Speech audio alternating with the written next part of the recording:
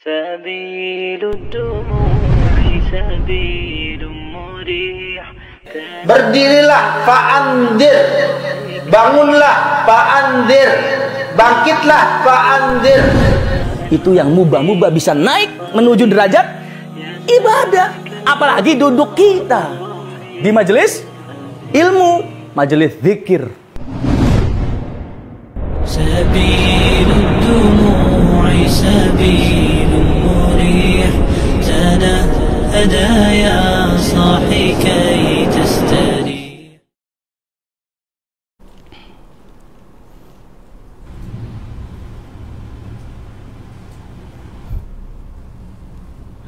Bismillahirrahmanirrahim. Assalamualaikum warahmatullahi wabarakatuh. Waalaikumsalam warahmatullahi wabarakatuh. Alhamdulillah wassalatu wassalamu ala Rasulillah wa ala alihi wa sahbihi wa man tabi'ahum bisanin ila yaumil qiyamah. Thumma amma ba'du. Qala Allah Ta'ala fi kitabihil karim. A'udzu billahi minasyaitonir rajim. Ya ayyuhalladzina amanu taqullaha haqqa tuqatih wa la tamutunna illa wa antum muslimun. Amma ba'du. Para pemirsa streaming kajian malam yang mudah-mudahan dirahmati oleh Allah Subhanahu wa taala. Alhamdulillah senang sekali dan kita bersyukur pada malam hari ini kami dari studio pusat Hasmi menyapa semua bapak-bapak, ibu-ibu yang berada di rumah. Mudah-mudahan Allah Subhanahu wa taala senantiasa memberikan kita nikmat dan karunia-Nya untuk terus melaksanakan ibadah dan ketaatan kepada Allah Subhanahu wa taala. Dan mudah-mudahan nikmat yang kita terima dan kita rasakan hari ini itu menjadikan kita hamba-hamba yang senantiasa bersyukur kepada Allah Subhanahu wa taala. Salawat dan salam senantiasa tercurah limpahkan kepada Nabi kita Nabi Muhammad sallallahu alaihi wasallam, kepada para keluarga, para sahabat-sahabat, kepada para tabi'in, tabi'ut tabi'in, dan tentunya kepada kita umatnya yang mudah-mudahan senantiasa istiqomah mengikuti sunnah-sunnahnya ila yaumil qiyamah. Amin ya rabbal alamin. Para pemirsa streaming kajian malam dimanapun anda berada yang mudah-mudahan dirahmati oleh Allah Subhanahu wa ta'ala. Alhamdulillah pada pertemuan malam hari ini kita mengangkat tema tentang fikih, dan alhamdulillah untuk pemateri kita saat ini itu Al-Ustadz Miftah Nailil Murad LC, dan alhamdulillah beliau sudah hadir di tengah-tengah kita, dan mari kita sapa terlebih dahulu. Assalamualaikum Ustadz. Waalaikumsalam warahmatullahi wabarakatuh. Apa kabar Ustadz, sehat ya? Alhamdulillah nabi khair. Gimana kabar antum? Alhamdulillah sehat. Alhamdulillah.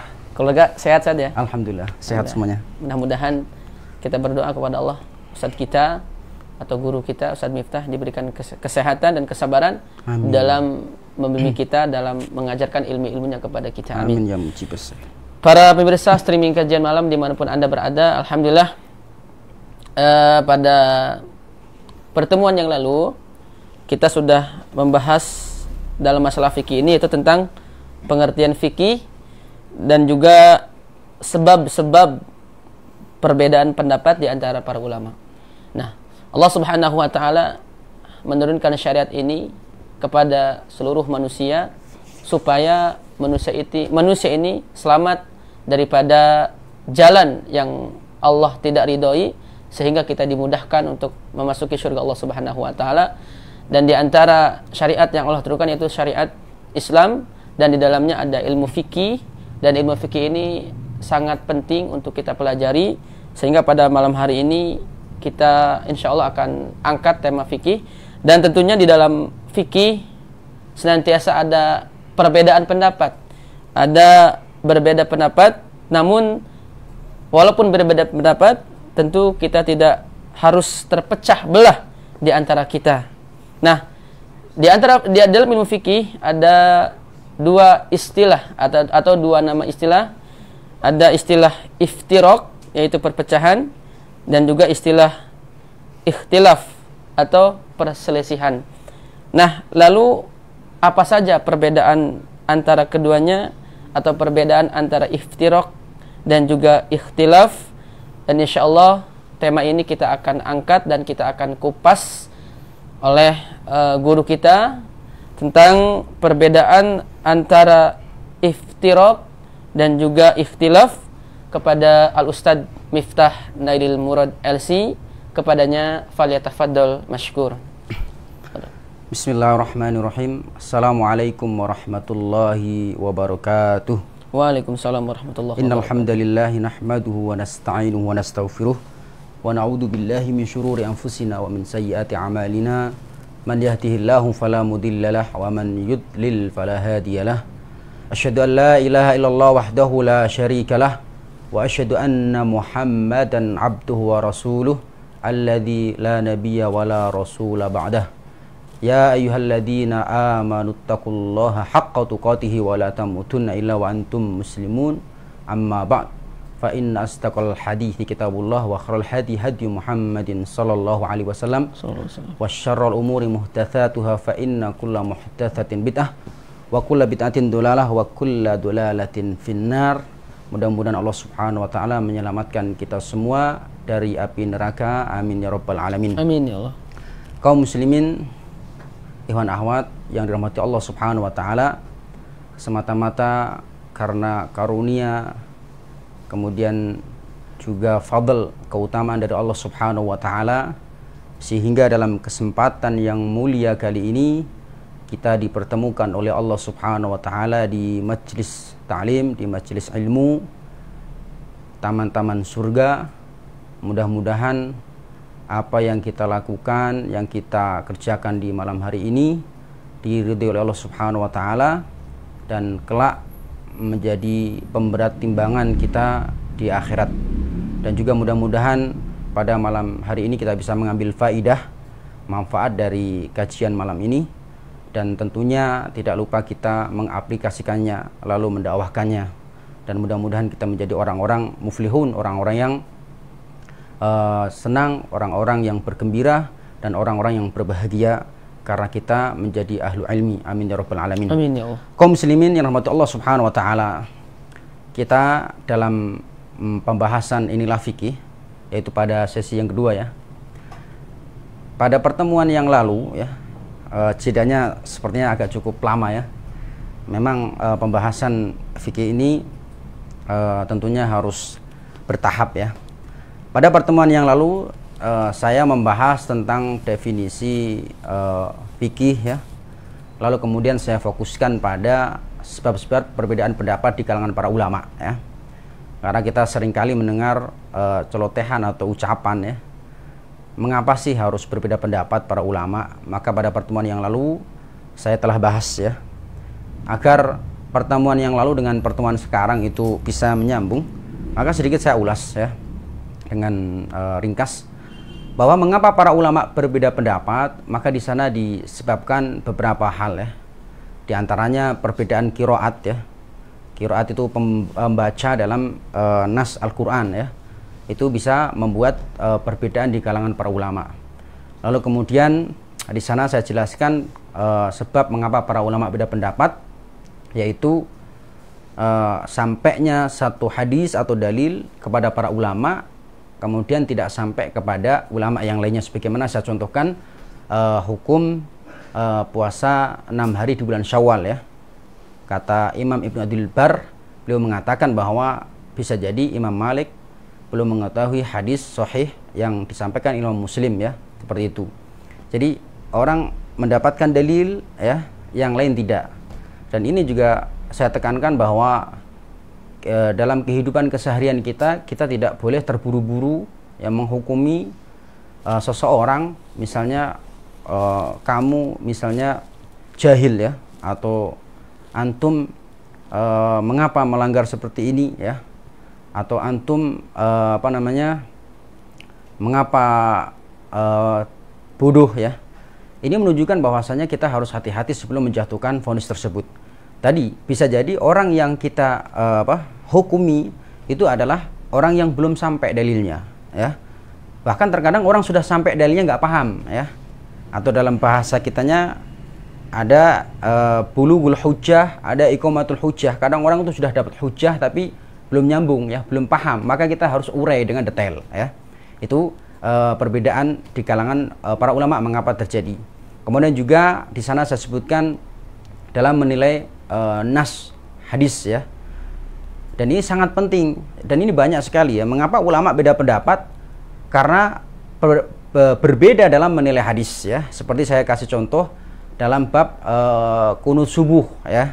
Sebagian ulama bahkan di kalangan Syafi'iyah mereka mayoritas mengatakan hadisnya sahih ya.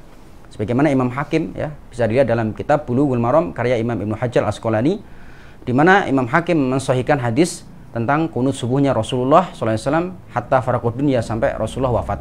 Tapi sebagian ulama mengatakan dhaif. Jadi menilai hadis tersebut itu ketika berbeda maka hukumnya berbeda ya. Karena menilai hadis itu juga ijtihad, harus diketahui. Jadi di zaman Nabi sahabat itu nggak ada kita kenal hadis sahih ya, hadis dhaif, mungkar, itu tidak. Ini ada di belakang-belakang kehidupan setelah para sahabat ya. Jadi kalau menilai hadisnya sudah berbeda maka hukumnya berbeda. Jadi seperti itu. Jadi kita nggak boleh menggontok-gontokan ya. Dia berprinsip bahwasanya hadis ini sahih, yang satu dhaif ya. Jadi dari menilainya sudah beda ya, sudah pasti hukumnya berbeda. Jadi harus dipahami seperti itu. Dan itu ijtihad ya. Kalau ijtihad ulama, misalnya Imam Hakim dengan misalnya Imam At-Tirmidzi, Imam An-Nasa'i beda pendapat, ya itu tinggal kita memilih memihak kepada siapa. Misalnya Imam Hakim kualitas sebagaimana Imam At-Tirmidzi seperti itu, sesuai dengan kapasitas ilmu kita, atau bertanya kepada ahlu ilmi seperti itu. Kemudian juga di sana saya jelaskan mengapa ulama beda pendapat, karena disebabkan perbedaan memahami sebuah nas ya. Saya beri contoh misalnya aula mastumun nisa ya, ketika bicara masalah junub ya. Kemudian di ayat di situ aula mastumun nisa ya, atau disebabkan menyentuh atau lams wanita. Oleh ulama sebagian memahami adalah jima, sebagian ulama artinya adalah menyentuh kulit. Jadi memahaminya itu ketika berbeda maka turunannya yaitu hukumnya juga berbeda ya, seperti itu. Kemudian juga perbedaan-perbedaan walaupun di kalangan para ulama seperti Imam Abu Hanifah, itu ulama termasuk yang paling terkenal sering menyelisihi jumhur atau kebanyakan para ulama, Imam Abu Hanifah ya, seperti itu. Kemudian juga ya perbedaan yang saya sampaikan di situ di kalangan para ulama agar kita bisa nyambung, yaitu dimana ketika para ulama dalam menyikapi perbedaan tersebut ya, itu memiliki langkah-langkah yang berbeda. Ini saya singgung sedikit. Jadi ulama kadang itu dia nggak mengambil pendapat A atau B, tapi dia lahir dengan pendapat yang baru. Misalnya ketika ulama mengatakan bahwa bagaimana hukum ketika seseorang menyentuh kemaluan, apakah membatalkan wudu tidak ya, dan hadisnya sama-sama ada ya, di dalam hadis ya, barang siapa yang menyentuh kemaluan maka dia wudu ya, hadis sahih. Sebagian ada nas yang mengatakan bahwasanya ketika sahabat ya tidak sengaja menyentuh kemaluan lalu kemudian mengadu kepada Rasulullah mengatakan tidak perlu wudu ya. Jadi ada ulama yang mengatakan harus wudu, ada yang mengatakan tidak wudu lagi. Ada pertengahan ulama dari dua pendapat tersebut, dia melahirkan pendapat tersendiri yaitu pertengahan, sehingga dia mengatakan ada sampai-sampai kalau menyentuhnya dengan telapak tangan yang dalam itu batal, tapi kalau yang luar itu ada sebagian para ulama. Artinya perbedaan pendapat di kalangan para ulama itu dengan sendirinya atau keniscayaan ya. Kemudian juga saya sebutkan dalam masalah bagaimana di lafadz-lafadz Al-Quran atau di hadis itu kadang satu lafadz punya makna lebih dari satu ya. Kayak misalnya dalam bab tolak kan ya, bab tolak di mana seorang wanita ketika ditalak bagaimana iddahnya, yaitu disebutkan dalam ayat salah satu quru ya, 3 quru. Oleh ulama ada yang mengatakan 3 kali haid, ada yang mengatakan 3 kali suci ya. Jadi ada satu lafadz yang itu bisa bermakna lebih dari satu, dan ulama mengatakan ini dan yang lainnya mengatakan itu. Jadi itulah terjadi perbedaan para ulama seperti itu ya.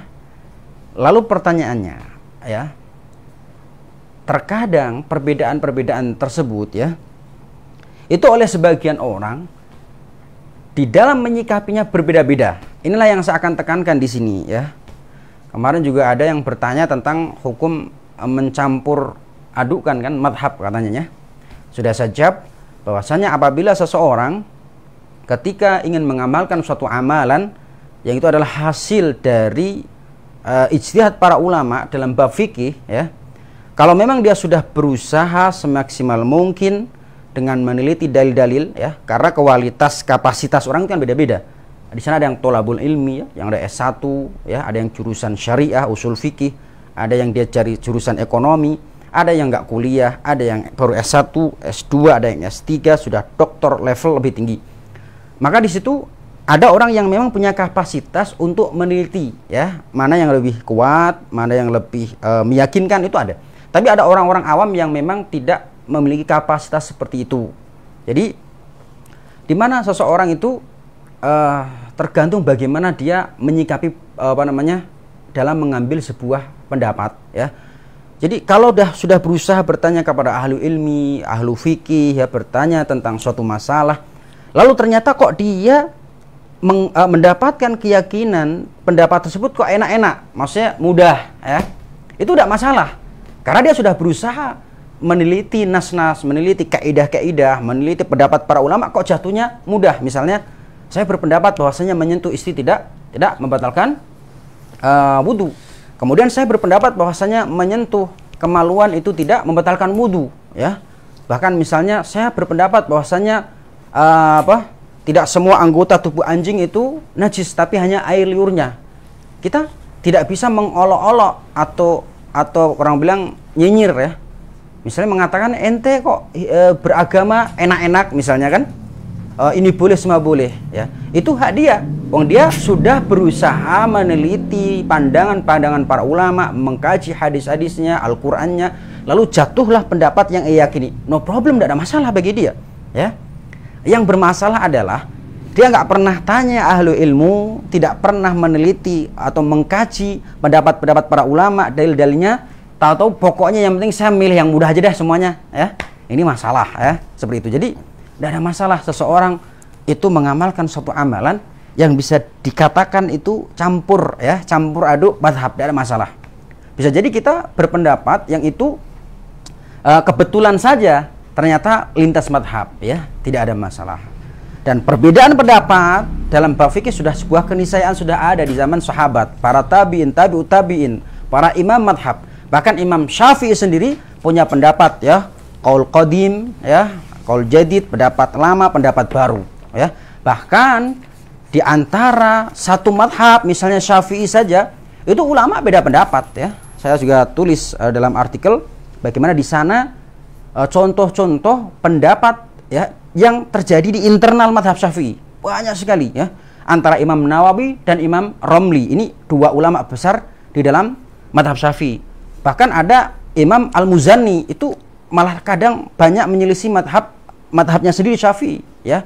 Tidak ada masalah. Karena apa? Sudah saya katakan bahwasanya madhab bukanlah nama agama, ya. Nggak ada misalnya agama Maliki, agama Syafi'i, tidak. Tapi madhab ini adalah produk ulama di mana mereka meneliti, mengkaji, ya, berijtihad, diambil dari nas-nas Al-Quran dan As-Sunnah, ya, seperti itu. Kemudian dalam kesempatan kali ini yang ingin saya akan tekankan adalah sebagaimana yang disampaikan moderator adalah bahwa janganlah, ya, perbedaan-perbedaan di kalangan kita, ya, dalam bab fikih itu membuat kita berpecah belah, ya, gara-gara nggak kunut, ya. Tapi ana rasa sekarang sudah nggak zamannya, ya. Kalau dulu kan kayak kisruh gitu, hanya gara-gara kunut dan nggak kunut, ya. Tapi insya Allah sekarang harus lebih dewasa, ya.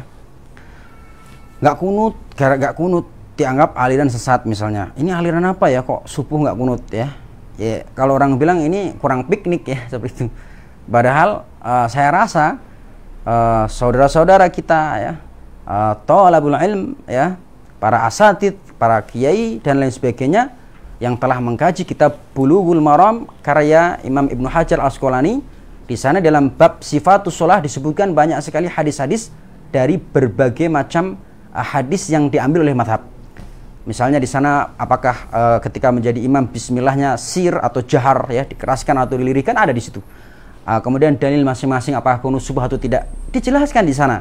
Jadi sudah harus paham, ya, dan menyampaikan kepada jamaahnya ya. Makanya sering saya tekankan bahwa fikih itu ada dua, ada fikih madhab, ada fikih muqaranah, ya. Ada buku fikih 4 madhab, ada fikih syafi'i, ya. Kita pelajari dua-duanya, ya.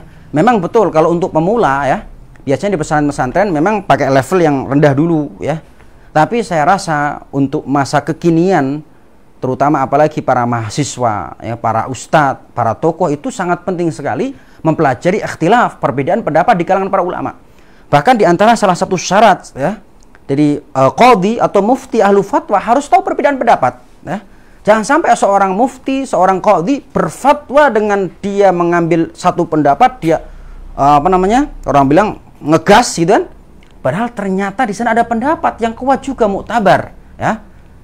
Jadi kita harus mengetahui perbedaan pendapat di kalangan para ulama. Maka penting sekali mempelajari pendapat-pendapat ulama yang lainnya untuk mencairkan, kalau orang bilang, ya, biar nggak jumud, nggak kaku dalam menyikapi perbedaan, sehingga tidak terjadi perpecahan di kalangan kita, ya, seperti itu. Sebenarnya perpecahan, ya, tadi saya katakan dalam sikap saja, di dalam menyikapi perbedaan, karena perbedaan sudah ada dan akan terus ada, ya, sehingga kita sebagai thalabul ilmi harus terus meningkatkan kualitas ilmu kita, terutama dalam bab perbedaan-perbedaan pandangan di kalangan para ulama. Saya kasih contoh saja.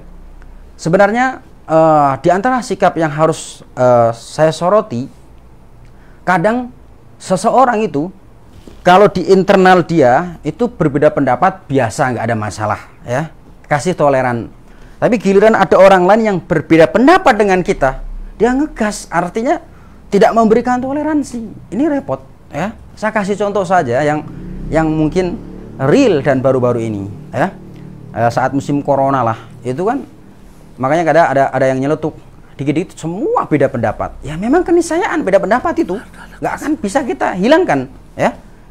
Dalam bab corona saja kemarin itu beda pendapat, merenggangkan soft itu sudah membuat kegaduhan, ya, di dunia medsos, sampai ada yang mengatakan nggak sah, ya, karena ada Syekh Fulan yang mengatakan merenggangkan soft itu tidak sah, ya. Ada sebagian orang yang taklid, ya. Ini juga dalam pembahasan bab fikih juga harus dibahas, taklid. Pokoknya Syekh Fulan kalau sudah berfatwa dari negara sana, saya ikuti. Saya tulis artikel, saya buat quote atau desain, kemudian saya share, ya. Pokoknya nggak sah, ya.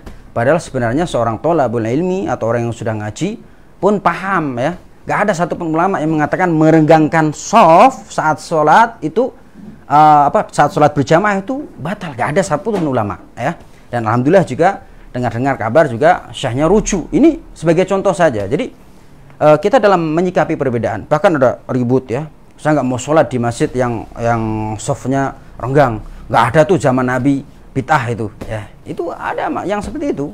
Belum dikaji bagaimana kaidahnya, bagaimana nasnya, nususnya, harus seperti itu. Ada juga antar dalam masalah apakah sholat di rumah apa di masjid, ya, itu juga terjadi cekcok, ya.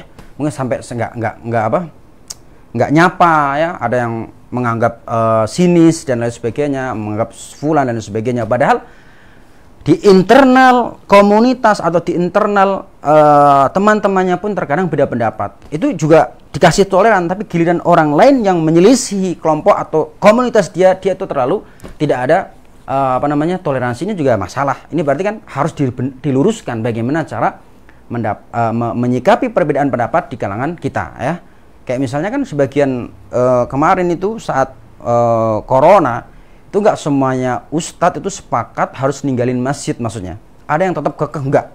Ada yang mengatakan kan menurut instruksi pemerintah, ya, ulil amri harus kita taat, maka sami'na wa ata'na, sehingga kita sholat di rumah. Ada yang mengatakan tidak, ya, dalam bab ini tidak ada taat ulil amri. Itu terjadi, ya, sehingga perbedaan pendapat itu sudah keniscayaan. Bagaimana sekarang kita menyikapinya? Ana mendapatkan banyak pengalaman, ya, pengalaman ketika ana studi, ya, di Yaman. Bahkan perbedaan terjadi di antara masyayikh di mereka itu bukan perbedaan antara kita dalam bab fikih, yaitu bisa dibilang mungkin ada yang mengatakan semi akidah, ya. Jadi kalau di sana sebelum terjadi konflik besar-besaran, ada seorang syekh yang membuat partai, ya. Tentunya hujah dia kuat juga, ya. Dia buat dalil-dalil mengapa saya membuat partai untuk menyatukan umat dan sebagainya. Ada juga ulama yang kekeh gak ada mendirikan partai dan sebagainya.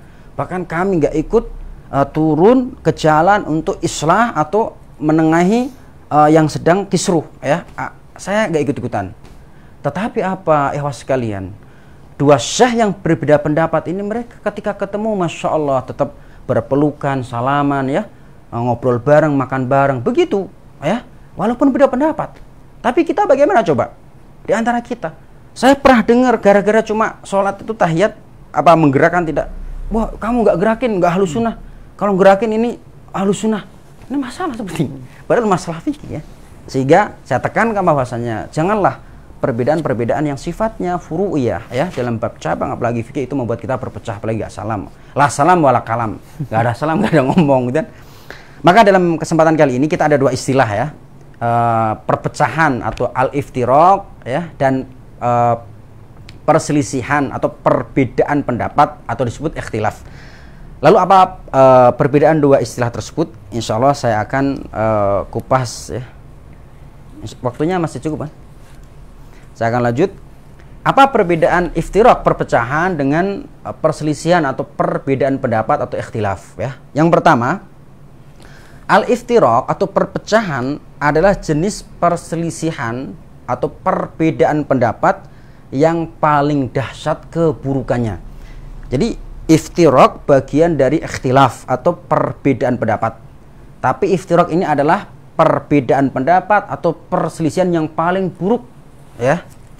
Makanya di dalam kesempatan ulama di dalam kitab-kitabnya pasti mengungkapkan dengan kata ikhtalafal ulama, ya, bukan iftaraqal ulama. Dalam bab-bab fikih itu ikhtalafal ulama, ya, ala qaulain, ya. Dua qaul, ada tiga qaul, perbedaan pendapat. Seperti itu ikhtilaf, ya. Jadi perselisihan atau perbedaan pendapat. Tidak mengucapkan kata iftaraqa, tidak. Tapi kalau iftaraqa malah di hadis iftiraq, ya. Iftaraqat ummati, ya, seperti itu. Karena apa? Karena memang perpecahan ini lebih dahsyat, lebih buruk, ya, daripada perselisihan atau perbedaan pendapat. Itu perbedaan kata iftiraq, perpecahan dan ikhtilaf, ya, yang pertama. Yang kedua, al-ikhtilaf atau perselisihan atau perbedaan pendapat terkadang tidak sampai pada iftiraq atau perpecahan, ya.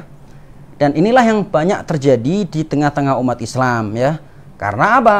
Ikhtilaf, perbedaan pendapat, perselisihan itu sudah terjadi di zaman sahabat, tabi'in, tabi'ut tabi'in, a'immah, ya, para imam madhab. Jadi saya ulangi lagi bahwa tidak semua perselisihan itu membawa perpecahan atau iftiraq, ya. Jadi bisa jadi saya berbeda misalnya dengan Ustadz Fulan. Apa hukum kupai, OVO, ya, apa namanya, GoFood, ya. Saya berpendapat bahwasanya tidak ada masalah, diskon nggak ada masalah, ya. Apakah babnya adalah pinjam meminjam sehingga keuntungannya itu adalah riba, atau itu hanya wadiah nitip saja, ya. Dikaji itu berbeda pendapat, ada masalah. Saya duduk bareng, saya ngobrol bareng, ya, silakan, no problem. Bahasa orangnya, saya berbeda pendapat juga misalnya dalam masalah apakah tetap ikut pemilihan umum atau tidak, ya, karena sistemnya belum Islam. Saya mengatakan dalam beberapa kondisi tidak ada masalah, ya. Ada yang mengatakan enggak, semua kondisi enggak, itu enggak benar.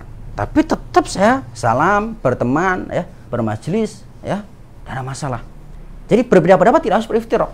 Jangan gara-gara berbeda la salam wala kalam, ya.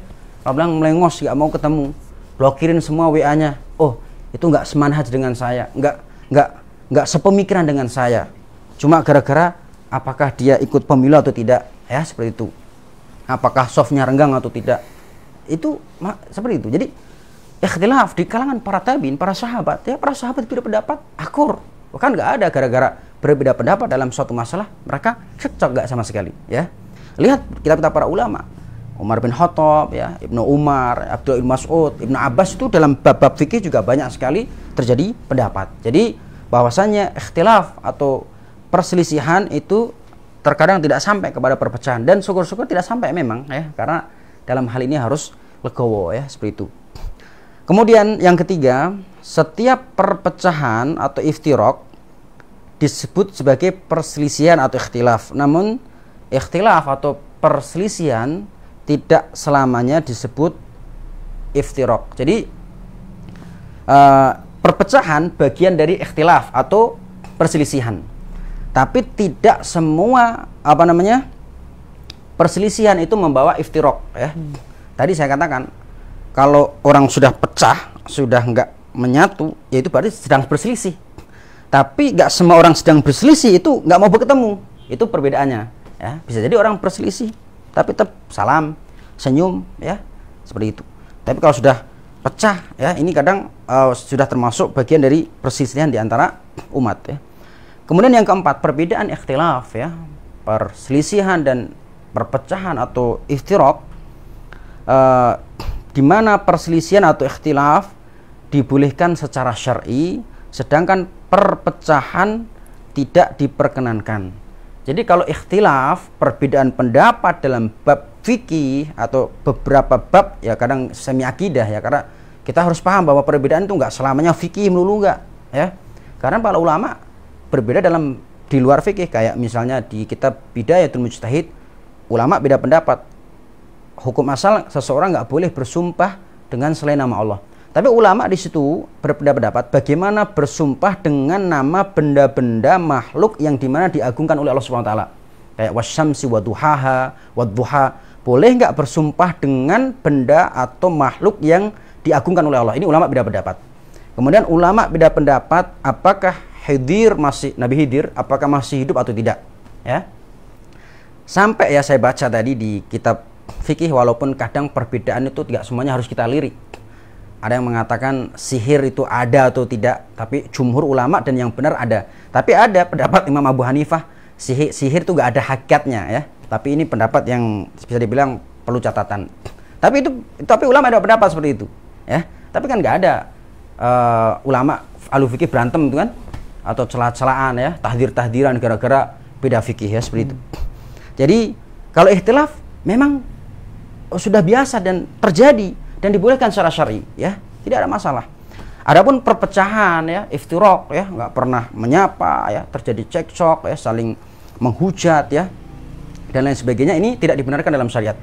Dalam sebuah hadis dari Nu'man bin Bashir disebutkan bahwa wal furqatu adab, bahwa sesungguhnya perpecahan adalah adab ya. Jadi perpecahan adalah adab. Adapun ikhtilaf, perselisihan di kalangan para ulama dalam bab-bab fikih itu dibolehkan dan itu terjadi, dan memang saya sampaikan terjadinya disebabkan oleh sebab-sebab tadi ya, sudah saya jelaskan di awal.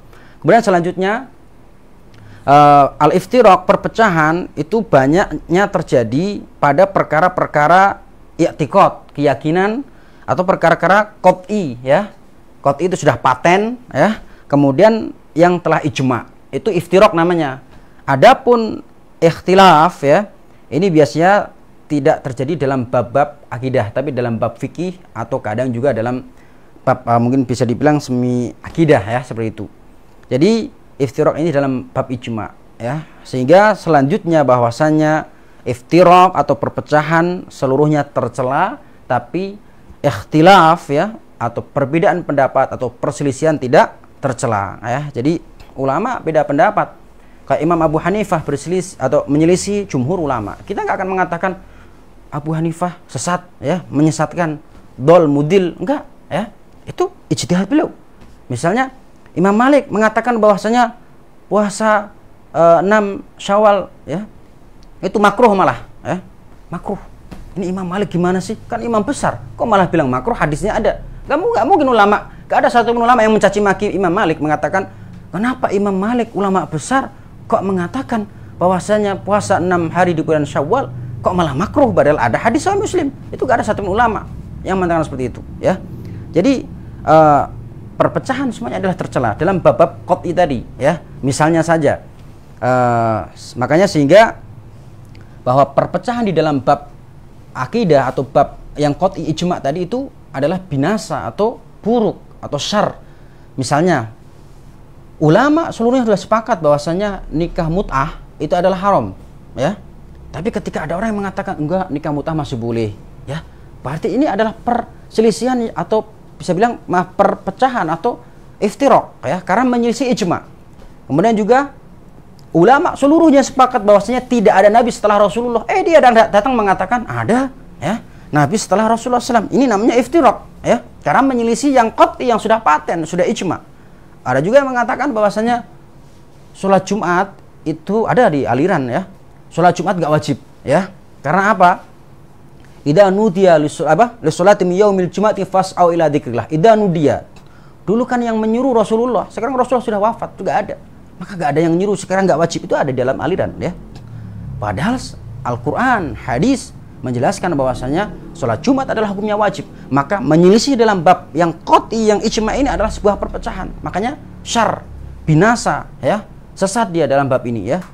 Kemudian juga kita meyakini bahwasanya sahabat Rasul adalah adil, ya. Gak boleh kita mencaci maki, mengolok-oloknya. Tapi ada orang yang sahabat itu nggak semuanya adil. Ada sahabat ini dan itu dikorek-korek sebagainya. Ini adalah sebuah keburukan, ya. Bukan perbedaan pendapat. Jadi gak ada mengatakan, oh, udahlah akhi, kasih toleransi. Yang dia berpendapat sahabat itu ada yang jelek, ada yang buruk, bahkan sahabat nggak adil, ya biarin aja, kita bertasawuf. Enggak. Ya biarin aja akhi, kita toleransi. Yang dia menganggap ada nabi setelah Rasulullah, ya nggak apa-apa. Loh, ini adalah iftiraq, perpecahan, ya, seperti itu. Tapi kalau dalam urusan ikhtilaf, perbedaan dalam fikih, baru kita bertasamuh atau toleransi dalam bab ini.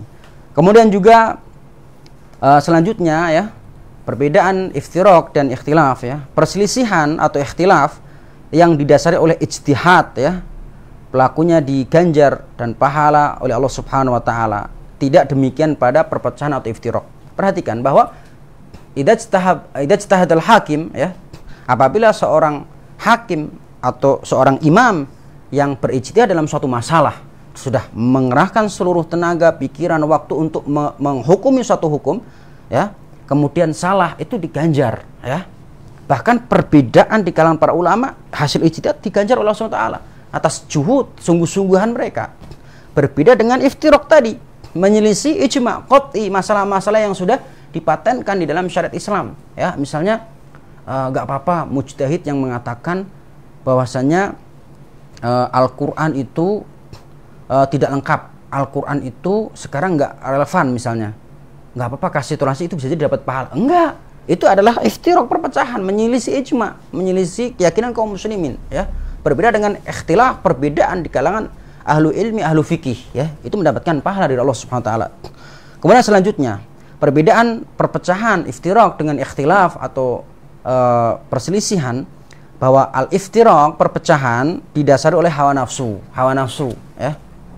Saya kurang sudah nggak percaya dengan sahabat, saya nggak mau mengambil qaul sahabat, saya nggak mau mengambil riwayat-riwayat hadis dari Abu Hurairah, ya. Saya nggak mau, saya lebih baik mengambil jalan lain, ya. Masalah ini, hawa nafsu ini, ya. Berbeda dengan ikhtilaf, perbedaan pendapat para ulama. Para ulama ketika berbeda pendapat dalam satu masalah, mereka duduk, ya. Bahkan Imam Syafi'i, ya, ketika mereka ingin mengeluarkan fatwa, bagaimana juhudnya, ya. Imam Nawawi duduk, ya, di meja, kemudian juga kemudian mereka sampai ada ulama yang nggak sempat menikah, ya, menjomblo, ya, karena disebabkan apa? Sungguh-sungguh ingin memberikan umat, ya, yang terbaik karyanya.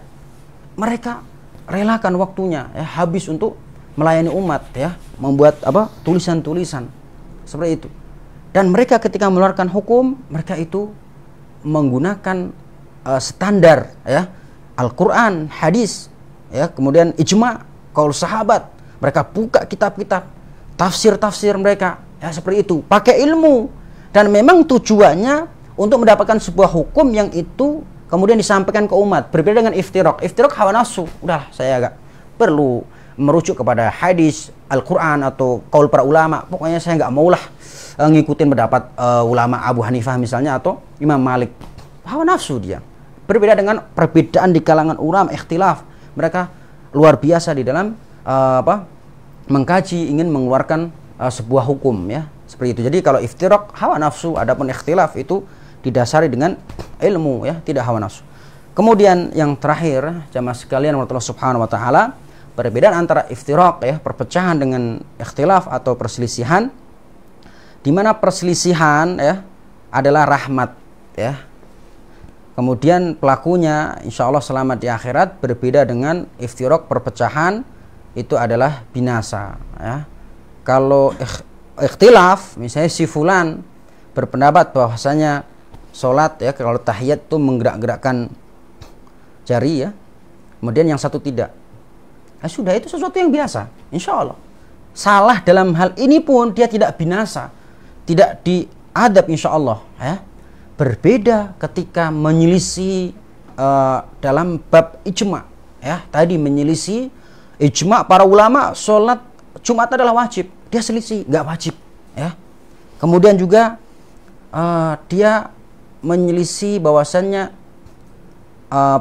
kita ijma tidak ada nabi, tidak ada rasul setelah Rasulullah, dia selisih, nggak, saya berpendapat bahwasanya masih ada tuh rasul, ada nabi lagi, ini dalilnya, dia bawakan ayat dan hadis ya. Saya katakan bahwasanya ini adalah kebinasaan ya. Adapun ikhtilaf, perbedaan di kalangan para ulama adalah sebuah rahmat ya. Makanya saya akan lanjutkan mengapa ikhtilaf, perbedaan para ulama adalah rahmat. Ini kita kutip beberapa komentar para ulama tentang masalah perselisihan atau ikhtilaf. Di antaranya adalah Syekhul Islam Ibnu Taimiyah, beliau mengatakan, wan niza'u fil ahkami qad yakunu rahmah ya idza lam yafdi ila syarrin 'adzimin. Kata beliau bahwa sesungguhnya perselisihan, perbedaan pendapat dalam beberapa hukum boleh jadi merupakan rahmat jika ia tidak sampai menimbulkan keburukan yang besar ya. Kata beliau bisa jadi adalah rahmat.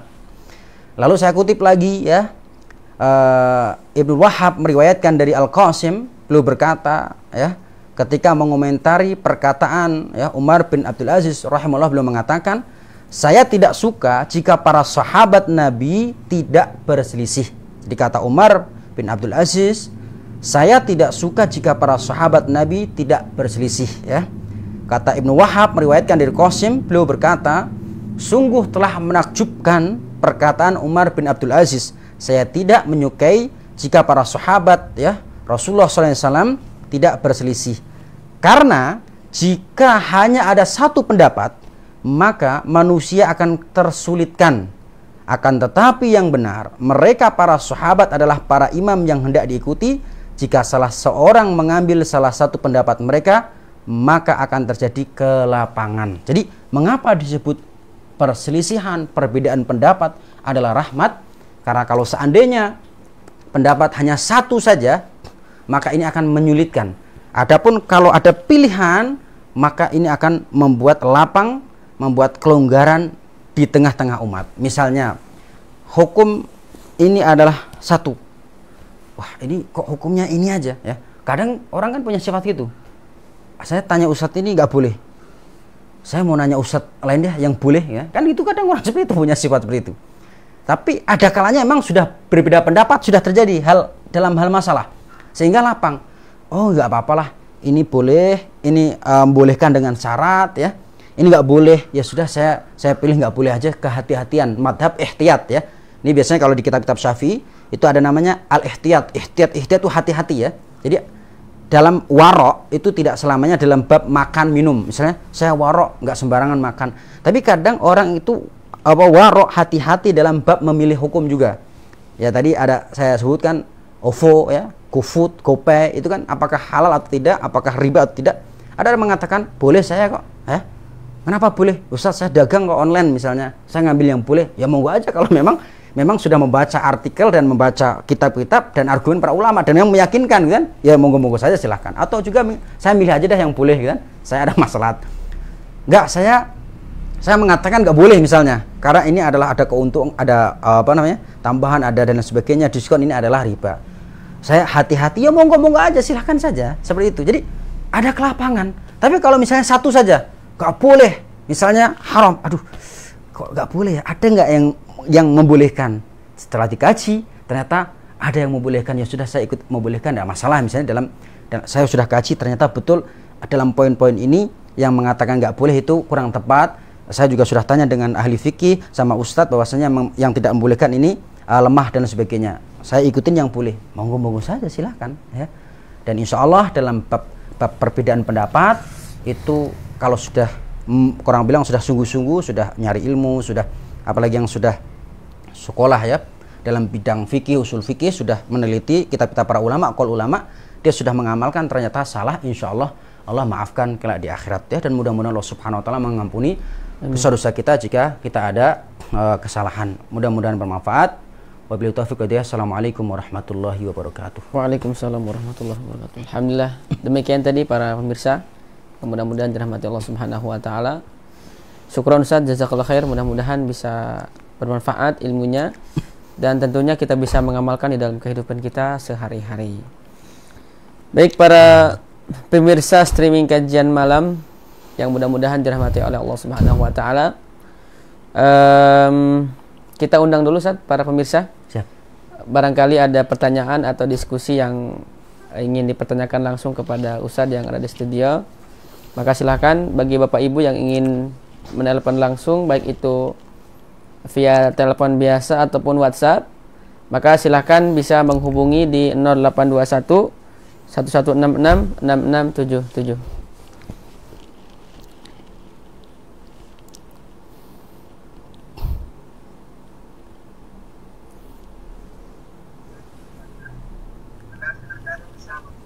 Assalamualaikum. Waalaikumsalam warahmatullahi. Dengan Bapak siapa, dari mana Pak? Saya Sudarman dari Bekasi. Bapak Sudarman dari Bekasi, tafadhol pertanyaannya Pak. Pertanyaannya ini ada yang mengatakan kalau Syiah itu adalah salah satu mazhab di dalam Islam. Ada yang dia menjadi bagian daripada Islam dengan argumentasi bahwa Imam Son'ani di dalam kitab Subul Salam itu membawakan pendapat dari Syiah gitu, sehingga mereka beranggapan bahwa itu adalah salah satu mazhab di dalam Islam. Ini gimana Ustaz? Pertanyaannya seperti ini Ustaz. Baik. Seperti ini. Baik. Cukup Pak? Cukup. Baik, syukran ya. Ya. Ya. Ya, Assalamualaikum. Waalaikumsalam warahmatullahi wabarakatuh. Silakan Pak Ustaz. Yap. Kita anggapi. Ada yang mengatakan bahwasanya perbedaan antara Syiah dan Ahlussunnah itu hanya dalam bab madhab. Ini salah total ya. Gak usah jauh-jauh ya. Majelis Ulama ya Indonesia Pusat pun sudah membuat buku ya. Jelas dijelaskan di situ detail perbedaan antara Ahlussunnah dan Syiah. Ya betul. Kalau bicara satuan-satuan hukum fikih, mungkin kita iakan, maksudnya kita kasih toleransi. Misal kalau dalam Syiah itu kan kalau sholat kan irsal ya. Ketika kalau di Ahlussunnah secara umum kebanyakan itu ketika Allahu Akbar kan seperti ini kan. Tapi kalau Syiah kan seperti irsal. Walaupun di madhab fikih ada. Kalau bicara satuan hukum itu no problem, kita katakan oh Syiah berpendapat irsal ya. Saya bilang nggak masalah, tetap sah sholatnya, monggo ya berpendapat seperti itu. Tapi masih ratusan masalah yang itu fatal total ya. Bab Quran, bab rukun Islam, bab rukun iman, bab sahabat ya, bab bagaimana menyikapi perselisihan di antara sahabat ya. Banyak sekali. Silakan baca buku yang dikeluarkan oleh Majelis Ulama Indonesia, dan banyak ratusan buku yang menjelaskan tentang perbedaan Ahlussunnah dan Syiah. Kalau memang bicara fikih ya itu kita kasih bahasa orangnya ya, monggo aja itu. Kalau fikih kita iya kan ya, kayak tadi irsal misal ya. Tapi kalau sudah fikihnya adalah sudah menyelisih kaum muslimin ya, makanya sering saya sebut-sebut tadi sebenarnya pendapat-pendapat mereka kayak sholat Jumat nggak wajib. Saya baca langsung linknya di webnya ya, di web mereka bahwasanya sholat Jumat itu hukumnya nggak wajib ya, seperti itu. Ini jelas menyelisih kebanyakan. Kita nggak akan mengatakan ya itu toleransi lah, enggak ya. Tapi kalau tadi hanya sholat irsal atau enggak seperti itu. Adapun masalah sudah fatal ya, sudah fatal. Saya kebetulan juga ngikutin diskusi mereka ya, bagaimana kefatalan banyak sekali dalam masalah. Jadi salah total ya jika perbedaan hanya dalam masalah bab fikih. Kemudian dengan alasan Imam Son'ani di dalam kitab Subul Salam, saya pelajari di kitab Subul Salam saat saya kuliah ya, sudah bahkan itu bacaan harian ya, sudah kita baca terus. Memang beliau menyampaikan pendapat Ahlul Bait ya. Beliau hanya menyampaikan pendapat saja, dan harus dipahami bahwasanya Imam As-Sun'ani Al-Yamani itu hidup di Yaman, dan kondisi Syiah di Yaman zaman dahulu itu adalah Zaidiyah. Zaidiyah itu adalah kelompok Syiah yang kalau bisa bilang masih agak mendekati Ahlus Sunnah, masih toleran ya. Kami pun saat di Yaman, masjid kami berdekatan dengan mereka. Bahkan ada beberapa orang Syiah di Yaman itu sholat di pusat dakwah kita di Yaman ya. Tidak ada masalah karena mereka masih Zaidiyah. Itu dulu, tapi sekarang ya silahkan baca sejarah ya. Apakah Zaidiyah sekarang sama dengan Zaidiyah dulu? Beda ya, beda. Sekarang konflik besar-besaran di Yaman sana, dan sudah berbeda jauh. Mengutipnya Imam Sun'ani, pendapat mereka dalam fikih, gak ada Imam Sun'ani memberikan perbedaan pendapat, toleransi dalam bab akidah, gak ada Imam Sun'ani dalam Subulus Salam misalnya boleh mencela sahabat, berbeda pendapat apakah Al-Quran itu saat ini apakah asli yang Utsmani atau boleh Fatimiyah, gak ada disebutin.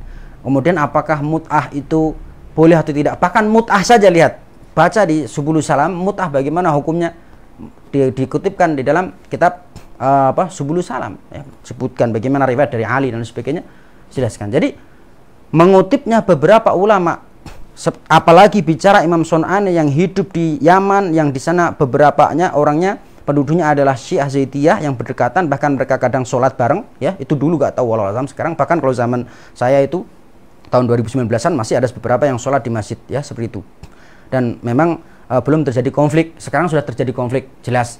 Jadi Syiah tadi yang disebutkan tadi di Yaman oleh Imam Sun'ani itu dulu berbeda dengan sekarang ya, harus dipahami. Jadi berbeda zaman, beda lagi bicara hukumnya lagi.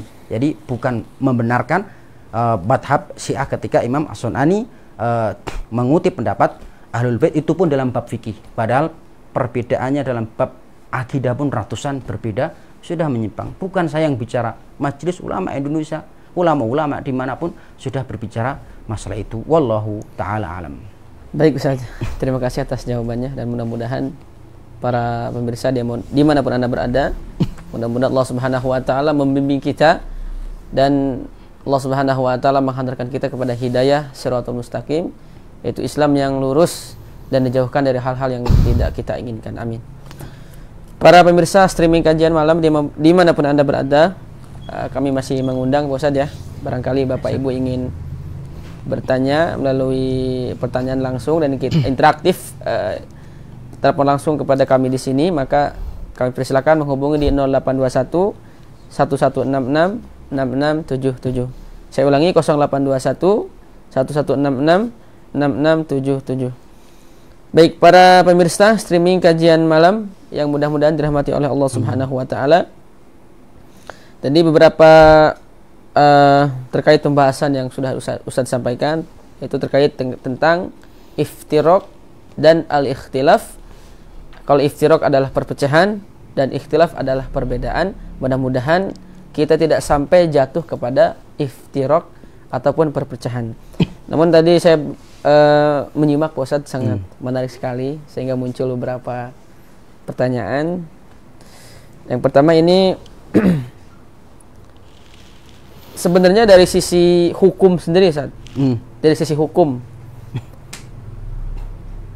Sebentar, ini ada telepon Ustadz. Ada telepon.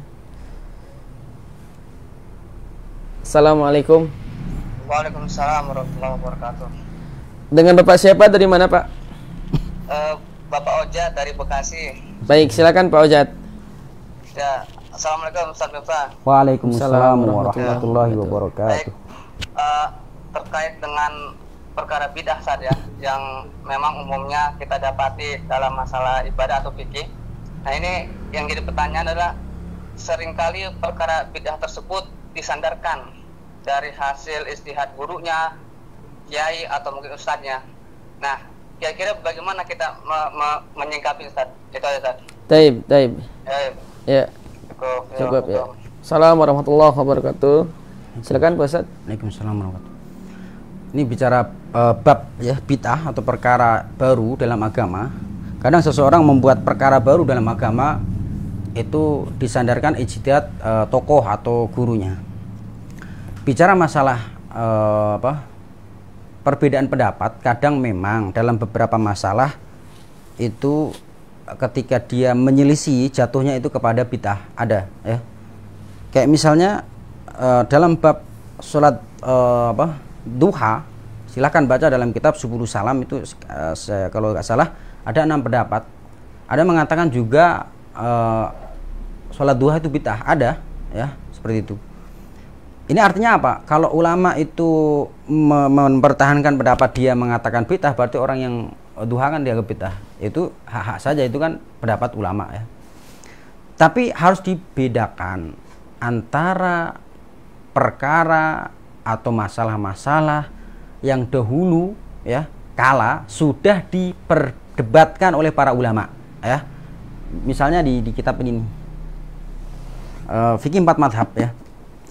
Ini ada ribuan masalah yang diperdebatkan para ulama ya. Silahkan kalau kita bicara masalah-masalah yang sudah dibicarakan para ulama, silahkan Anda sandarkan kepada ulama ya, sudah dibahas. Tapi kalau masalah yang nggak pernah diperdebatkan para ulama dari dahulu, atau masalah-masalah baru misalnya, kayak misalnya mengapa antum mengkhususkan sholat jam 12 malam Jumat ya? Mengapa antum melakukan itu? Apakah di situ diperdebatkan para ulama di kitab-kitab fikih? Kalau diperdebatkan di kitab fikih, monggo silahkan Anda sampaikan ya, dan kita kasih toleransi. Tapi kalau mengapa Anda mengkhususkan sholat ya? Ini mau sholat berapa? 77 rakaat ya, fadilahnya, keutamaan dibuat sendiri. Ente mengapa mengatakan seperti itu? Karena ini hasil ijtihad dari guru saya. Waktu itu malam Jumat jam 12 malam mimpi ketemu orang berjubah putih ya. Ini ijtihad dari guru saya. Tahu nggak guru saya? Guru saya itu S3 ya, ahli fikih ya. Mau ahli fikih, mau profesor doktor, tapi kalau memunculkan satu masalah yang nggak pernah dibahas para ulama, nggak pernah diperselisihkan, ya itu memang sesuatu yang syad atau sesuatu yang ganjil ya, seperti itu. Jangan kita kasih toleransi ya, seperti itu. Tapi kalau memang masalah-masalah yang sudah berdebatkan, yuk kita kasih contoh real saja, nggak usah panjang lebar. Maulid Nabi. Maulid Nabi apakah qot'i, maksudnya ulama sudah sepakat nggak boleh? Walaupun ini terjadi di kalangan kita itu ada mau boleh atau tidak. Tapi bahwasanya Maulid Nabi itu ada ulama yang sekelas Imam Suyuti ya, ulama Syafi'i yang sekali berbesar itu ada. Berarti artinya kan kita juga nggak terlalu ngegas misalnya. Ente mengapa Maulid Nabi sesat, neraka dan sebagainya, kita kencengin gitu kan. Ya nggak gitu juga. Mereka kadang berkeyakinan bahwasanya Imam Suyuti ya dalam kitab ini mengatakan seperti ini, walaupun beliau mengatakan la aslalahu, nggak ada asalnya dari Nabi misalnya, tapi ini adalah hasanah baik ya. Kemudian merujuk kepada itu ulama. Ya monggo kalau mungkin kita volumenya kita turunkan, iya juga ya. Sudah nggak apa-apa misalnya bahasanya kan. Itu masih kita terima ya. Misalnya kita terima kan, ikhtilaf masalah itu kan. Tapi masalah tadi misalnya mengapa antum belajar ilmu kebal ya, yang anti bacok dan sebagainya. Mengapa? Tahu nggak? Ini itu dilakukan oleh ustadz saya, dilakukan oleh kiai saya. Dia biasa ngajarin tuh, ada materinya ijazah di pondok pesantren. Itu ijtihad. Gimana itu? Ya? Apakah ini dibahas oleh para ulama di kitab-kitab fikih? Enggak. Ya kita dakwain dengan hal yang lembut tentunya ya. Makanya saya ingat dengan nasihat guru saya, guru fikih juga, katanya akhi, antum itu bedakan dalam bersikap. Ini harus catat ya. Bedakan dalam bersikap menyikapi seseorang yang menyelisihi kita, yang memang masalahnya sudah diperdebatkan para ulama, dengan orang yang menyelisih kita dan dia itu dalam bab masalah nggak pernah ulama bahas, nggak pernah ulama beda pendapat. Ya kayak tadi misalnya orang menyelisih dalam bab tadi misalnya menggerak-gerakkan. Antum mengapa nggak menggerakkan jari ketika tahiyat? Ya, saya kan madhabnya seperti ini, saya ngikuti ulama syekh dari Yaman, dari Saudi, misal dari Mesir, dari Qatar dan sebagainya. Kalau saya ngikutin sebagai ustadz itu ya mau ngomong saja. Tapi kayak tadi saya katakan, kita harus toleran dalam bab itu. Memang diperdebatkan para ulama. Tapi kalau dalam bab tadi misalnya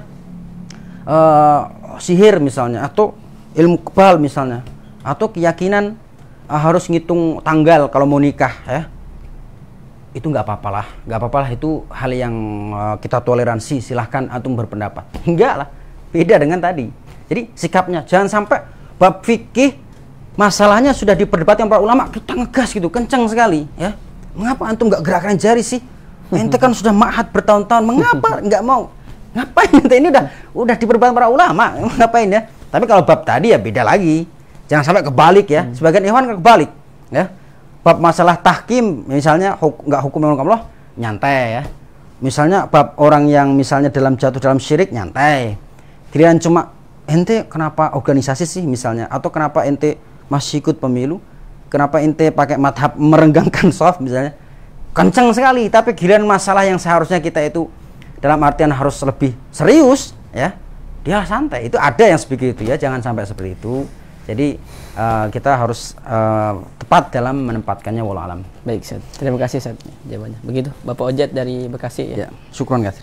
Baik, jadi Ustaz, ketika menemukan masalah-masalah, sehingga juga kadang-kadang kita juga menjadi rumit juga saja. Maka ini saya yang nanya saja. Ya, monggo. Dari sisi hukum sendiri, Ustaz. Bagaimana sih hukum mempelajari ilmu fikih untuk setiap individu kita gitu? Pak Syaf. Mempelajari hukum fikih ya, jika itu adalah dalam bab-bab yang fardu ain, harus fardu ain hukumnya ya. Karena fikih itu kan luas ya. Ada juga orang hukum ekonomi, misalnya fikih muamalah ya. Bab rohn ya, bab syuf'ah, kemudian bab ariyah, kemudian bab wadiah, bab qard ya. Ini nggak semuanya orang orang bilang wajib semuanya misalnya. Kalau dia memang nggak konsen dalam bab itu ya. Tapi kalau babnya adalah ibadah fikih yang keseharian ya wajib ya. Misalnya ma la yatimul wajib illa bi fahuwa wajib. Kalau memang sarana ya untuk menuju kepada maqasid tujuannya adalah wajib, maka sarana wajib juga. Orang misalnya mau sholat ya wajib belajar fikih sholat ya, biar dia benar sholatnya. Jadi mempelajari ilmu fikih tergantung materi yang ia akan kerjakan ya, seperti itu. Jadi kalau bab ibadah, fikih ibadah yang dia laksanakan saat itu atau dia hendak melaksanakan, maka ada wajib. Tapi ada bab fikih yang mungkin butuh orang-orang khusus konsentrasi ya, seperti itu, wallahu alam. Baik, Ustaz ya. Syukran. Nah, berikutnya saat ini di dalam fikih itu tentu memang tadi sudah disampaikan oleh antum, terjadi ikhtilaf saja, perbedaan. Bahkan bukan hanya satu madhab, ada madhab atau madhahib yang lainnya. Nah, pertanyaannya, apakah setiap kita ini diharuskan memegang satu madhab, lalu atau diperbolehkan juga untuk memadukan antara madhab yang satu dengan madhab yang lainnya? Mangga, Ustaz. Sebenarnya ini pertanyaan pernah dilontarkan pada pertemuan yang lalu. Apakah seseorang wajib memegang satu madhab? Sudah paten itu. Bahkan sampai ada pertanyaan, Ustadz, katanya kalau orang mau belajar atau mengikuti madhab Syafi'i itu harus dari wudhu, dari nol ya. Maksudnya wudhunya pun harus dari Syafi'i mulai dari lain sebagainya. Saya katakan berulang-ulang bahwasanya madhab itu memang adalah bagian dari materi atau fan ya, yang kita pelajari dalam bab fikih, dan bagian adalah sesuatu yang sangat darurat, sesuatu yang sangat penting dalam sebuah agama Islam ya. Di mana seseorang ketika dia sebagai seorang muqallid ya, seorang yang bukan mujtahid, maka dia tentunya harus merujuk kepada madhab tertentu. Tapi merujuknya ini sifatnya tidak paten harus pada satu itu. Dan sudah saya katakan, entah ada atau tidak, saya berkeyakinan nggak ada orang yang mengamalkan total 100% satu madhab. Saya belum dapat itu. Saya belum dapat, entah jamaah atau pemirsa yang mendapati, saya belum dapati. Saudara kita yang khususnya di Indonesia yang berkomitmen aneh Syafi'i ya. Kalau sebagian dialek Syafi'i ya. Syafi'i sebenarnya, makanya harus belajar bahasa Arab, bukan Syafi'i ya. Di dalam madhab Syafi'i, saya madhab Syafi'i saya. Tapi giliran beberapa masalah dia tetap loncat juga ya, seperti itu. Kayak misalnya contoh saja membaca Al-Quran untuk mayit, menghadiahkan ya. Ini kan termasuk masalah fikih juga. Kita harus paham juga, jangan gara-gara itu kenceng, ngegas, akhirnya pecah. Ini sudah diperdebatkan. Bahkan jumhur mayoritas ulama bahwa membaca Al-Quran, Quran loh ya, Quran itu maksudnya berarti ya surat apa aja ya, saya nggak bicara mengkhususkan surat tertentu. Membaca Al-Quran dihadiahkan kepada mayit.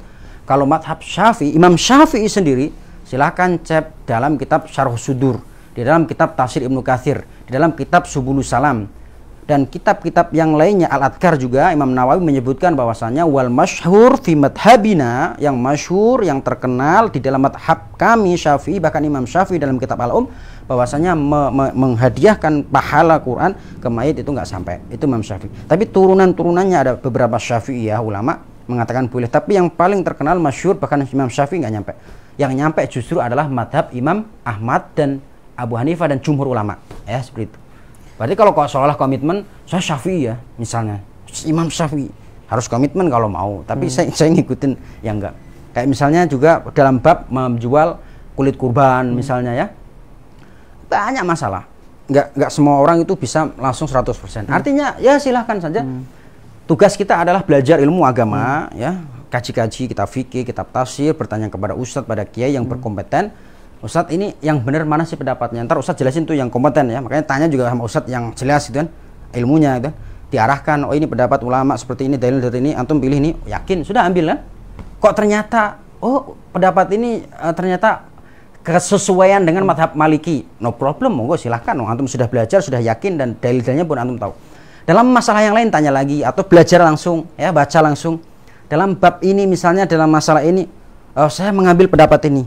Setelah ditelusuri dalam kitab fikih muqaranah, perbandingan madhab, kok ternyata oh pendapat yang saya ambil, yang saya amalkan tiap hari ternyata Hanafi ya. Gimana? Ya sudah biarkan saja, nggak ada masalah, nggak haram sama sekali. Bahkan nggak ada satupun manusia yang bisa komitmen 100% mengambil madhab dia. Ya seperti itu. Jadi tidak ada masalah.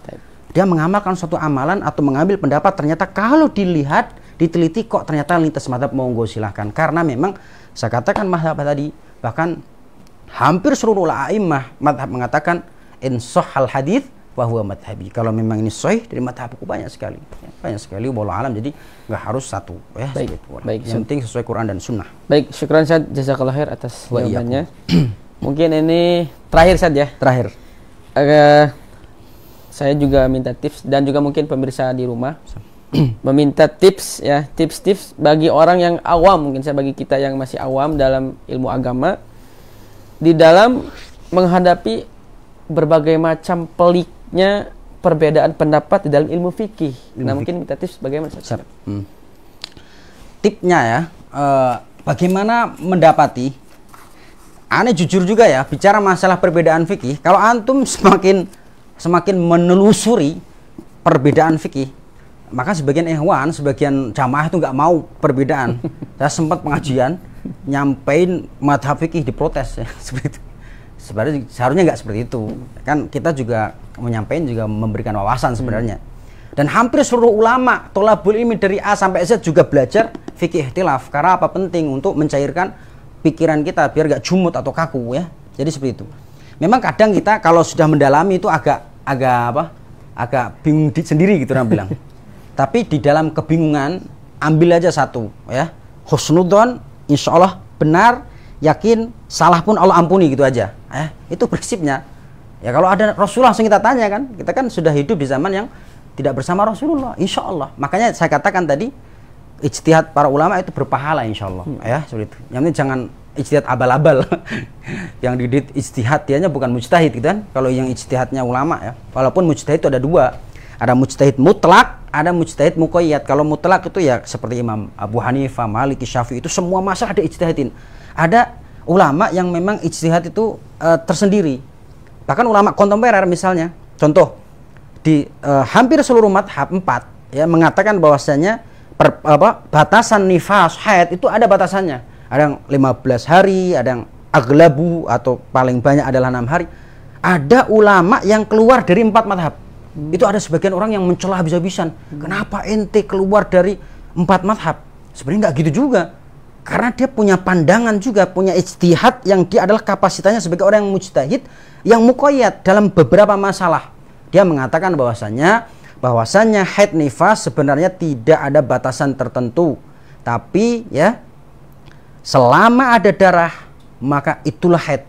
Mau lebih 15 hari, mau sampai 20, mau 21, kalau memang selama ada darah ya, maka itu adalah haid. Tapi kalau ngikutin madhab ya berarti kan kalau sudah 15 sudah putus berarti. Mau itu mau darah apa aja yang penting 15 ya.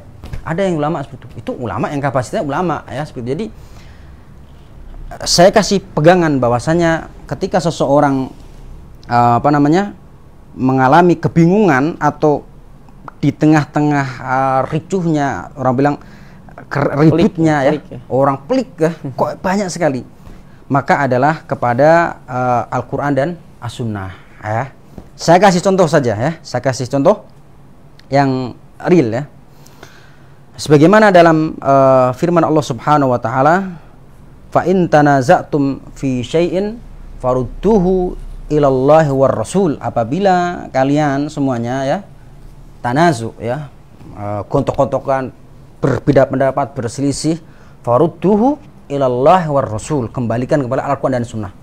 Ini kata-kata Al-Quran yang ngomong, Allah yang ngomong. Jadi jangan dicela. Sebagian orang mencela, itu orang kembali Quran hadis, kembali Quran dan hadis, kembali Quran hadis. Ya memang Al-Quran yang nyuruh ya. Dan orang ketika mengatakan kembali ke Quran dan hadis bukan berarti nggak baca tafsir, nggak mengambil pendapat, kamu aja yang salah nafsirin. Saya katain seperti itu terang-terangan. Kita sering dicela itu. Kita mengatakan dikit-dikit Quran dan hadis. Ya memang Allah yang nyuruh, farudduhu ilallahi war rasul, protes kalau kamu protes ya. Seperti itu.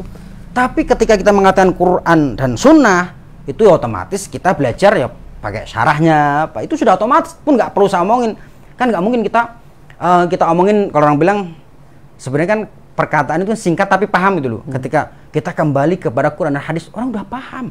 Oh ini juga santri sudah kuliah 4 tahun 5 tahun udah melajari kitab fikih. Berarti ketika kembali Quran dan hadis berarti dia juga paham qaul ulama. Seperti itu. Jangan berarti anti madhab ente, Quran dan Sunnah ente aja yang salah memahaminya kan, seperti itu. Jadi kembali Quran hadis ini adalah pilar, sudah fondasi. Adapun turunnya nggak perlu kita ungkapin, kan nggak mungkin kita ungkapin. Kita kalau berbeda pendapat harus kembali kepada Quran dan hadis plus tafsirnya Ibnu Katsir, Al-Qurtubi, kitab Subulus Salam, Bidayah Mujtahid, guru saya ini, dan orang bilang tetek bengek orang Jawa, nggak mungkin. Quran dan Sunnah selesai. Saya kasih contoh saja. Ketika para ulama berbeda pendapat ya, hafidhu ala sholati was shalawatil wusta, jagalah sholat ya, ala sholat dan sholatil wusta. Sholatil wusta itu apa sih? Ulama beda pendapat, silakan baca kitab-kitab para ulama seperti Syarah Sahih Muslim. Ulama beda pendapat apa maksud sholat wusta. Ada ulama yang mengatakan subuh dan asar, ada yang mengatakan subuh saja, ada yang mengatakan asar. Ini gimana sih, pusing saya. Dirujuk dalam hadis Sahih Muslim bahwasanya sholatul wusta adalah sholat asar ya, seperti itu. Ya kita kembali itu. Ya seperti itu, kita kembali.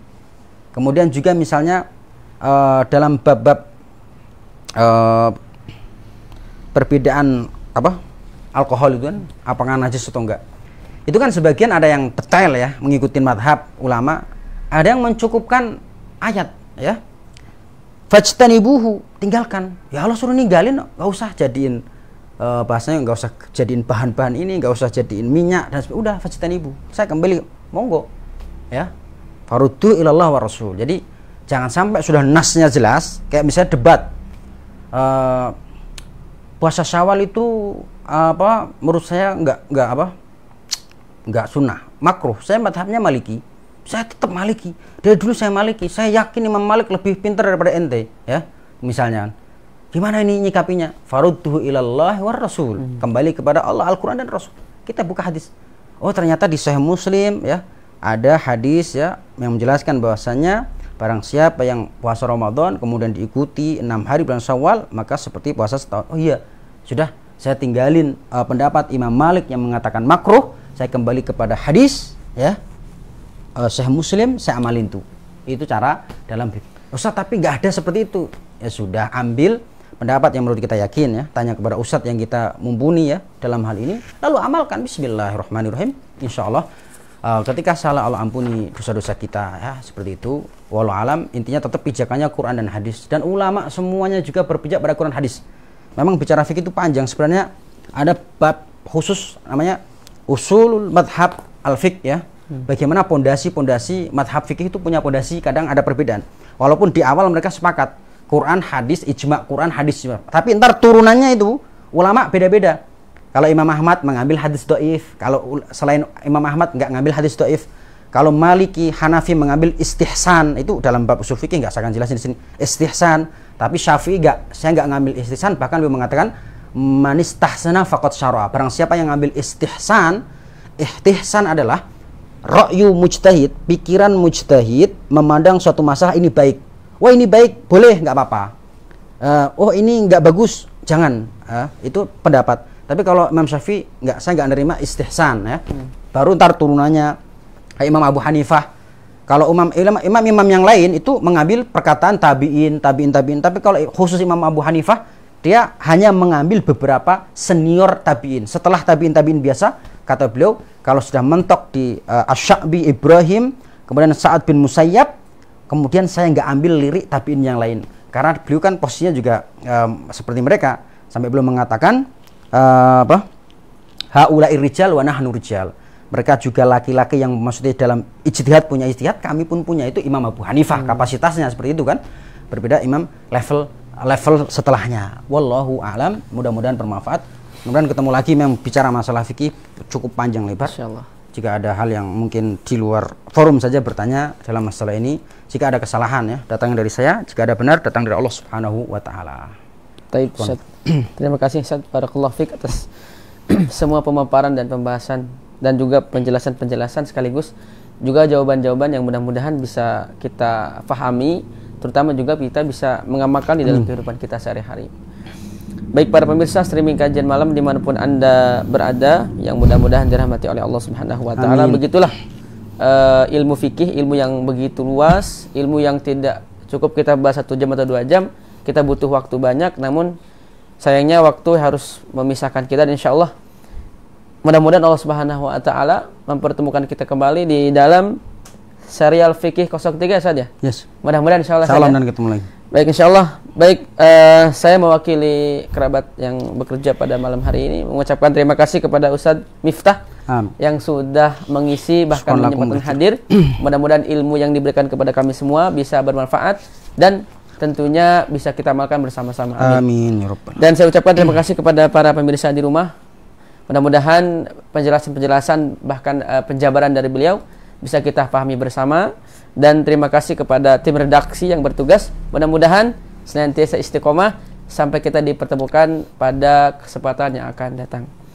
Baik para pemirsa streaming kajian malam yang mudah-mudahan dirahmati oleh Allah Subhanahu wa taala, saya sebagai moderator mengucapkan mohon maaf atas segala kesalahan dan kekhilafan, dan saya ucapkan terima kasih atas segala perhatiannya. Dan marilah kita sama-sama akhiri perjumpaan kita pada malam hari ini dengan bersama-sama membaca doa kafaratul majlis.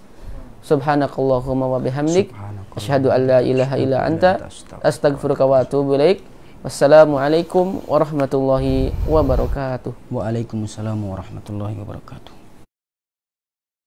قم وغني يا حمام إن جرحي لا ينام قم وغني يا حمام إن جرحي لا ينام قم وغني قد مللنا زيف راية السلام قم وغني قد مللنا زيف راية السلام زيف راية السلام غني للعرب جراح يا ترى من ذا الملام غزة الأبطال أمست تشتكي جور اللئام غني للعرب جراح يا ترى من ذا الملام غزة الأبطال أمست تشتكي جور اللئام